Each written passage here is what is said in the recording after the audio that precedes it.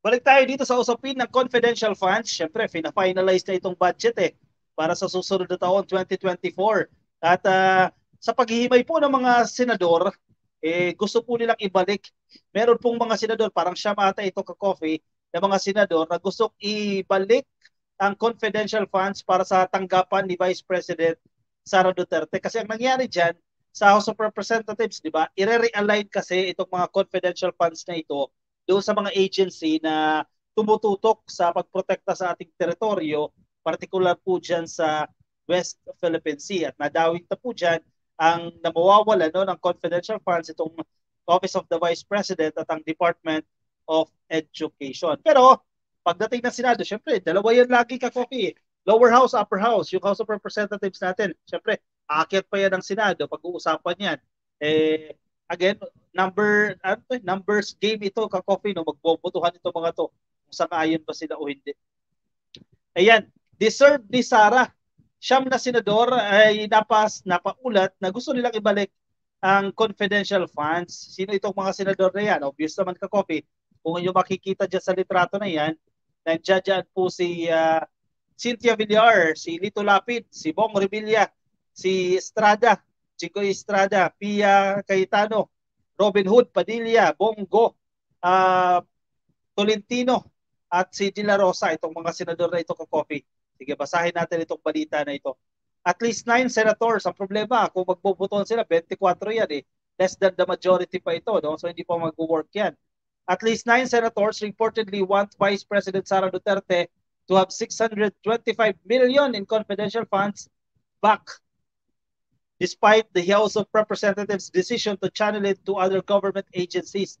Yan po ang balitang nakarating sa Politico.com. And Cooper said the following senators allegedly want to undo the realignment of Duterte's confidential funds, 500 million of which is lodged under the Office of the Vice President and 125 million under the Department of Education. Kasi napagkasunduan na yan, ka-coffee, ng lower house, itong 600 plus million na confidential funds na ito ay ilipat natin. Teka ha, wag ibigay ito sa DepEd, wag ibigay ito sa OVP, ibigay ito sa agency na ito, like the Coast Guard, ng BIFAR, at ng ibang pa pong ahensya na nagpoprotekta sa ating teritoryo. Yan yung napagkasunduan dyan sa House of Representatives. Pero hindi pa pinali yan, di ba? Sabi ko nga, dadaan pa lang Senado yan. Yan yung nabanggit natin kaninang mga senador, si Padilla, si Go, Revilla, De La Rosa, Tolentino, Estrada, Lapid at si Villar, gusto nilang ibalik itong na-realign na confidential funds. Kasi sa tingin ko lang kung ano yung i-recommenda dito ng Kongreso sa ating presidente, kasi si BBM pa rin ang mag-aaro dyan eh.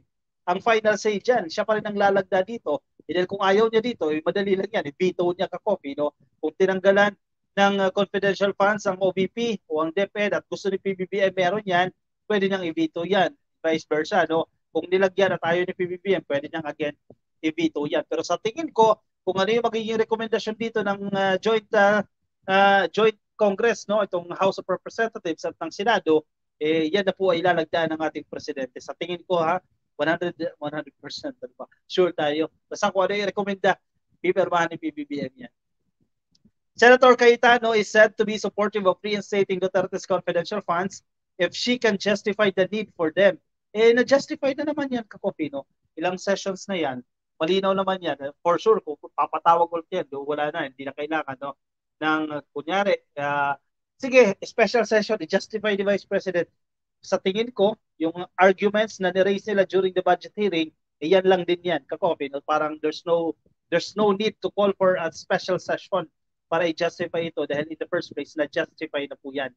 The Senate is set to start deliberation on the proposed 5.76 trillion national budget Tuesday, November 7, with Senate Finance Committee Chair Senator Sonny Angara sponsoring the General Appropriations Bill on the floor.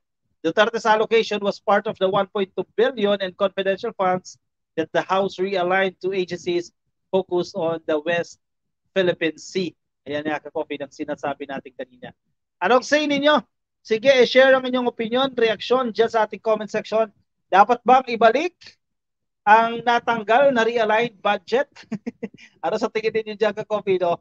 Ibalik yan sa DepEd, ibalik sa Office of the Vice President, ilagay ang inyong opinion dyan sa ating comment section. Sabi ni Arnold Tablang, ibalik ang CF para di makapag-recruit ang Alipores ng Makabayan Block. Isang purpose din yan, Kakopi, no malinaw naman yan, sinasabi naman yan ng DepEd, sinasabi ng OVP na yan ay pinaggagamitan ng confidential funds nila, no, para matiyak na safe ang implementasyon at magiging successful ang implementasyon ng mga programa ng kanilang ahensya. Yung 125 million, nasagot na yan ni Sara, nakita na yan ng taong bayan kung saan napunta, sabi ni Franz Cortez. So yan, pag-usapan din natin yan. May grupo kasi na nag-file ng case dyan sa Supreme Court. Kay Wina Mix Vlogs, oy, wag nang ibalik. Yan ang opinion niya dito. Si Ambrosio Pinkian, o yan, ibalik naman po yan. At yung opinion ng masa dito Wala na ang confi ni Sara, matitingkok na yan, sabi ni Loti Saracanlao Santiago. Tingnan natin hanggang maging batas yan. Noong eleksyon, hindi binoto ni Digong si PBBM, anti-Marcos si Digong. Totoong dilawan, sabi ni Carmen Lee. Daming opinion Ang daming issue ngayon, Kakopi. Josie Calura, wag daw ibalik. Shoutout natin mga Kakopi natin nasa Facebook. Kay Maria Macnis, kay Netsky, Komandante, Unarf, Chicano, Josico Rivera, haba ng pangalan na. Happy viewing po sa inyo. Kay Ma'am Gemma, kay Mina Padilla, happy viewing po sa inyo dyan sa Facebook. Ka-Coffee, baka hindi ka pa naka-follow, hindi ka pa naka-like sa ating Facebook page. Oy, madali lang po yan. Click nyo lang po yung like, click nyo lang po yung follow. Libre yan sa Facebook. At kung kayo naman din nasa YouTube, click lang po ang subscribe. Edith Domino. Oy, ma'am, yan ha, minessage kita kanina, ma'am, ha. Magandang gabi po sa inyo, nakatutok sa atin. Lagi din nag-aabang sa atin si Ma'am Edith Domino, no? Armina Valdez, gandang gabi po, watching dyan po sa Roma, dyan sa Italia. Happy viewing po sa inyo. Dapat lang ibalik para maubos na salot sa bayan natin, sabi ni Ma'am Celia Valles. Kape-kape muna tayo, Ka-Coffee.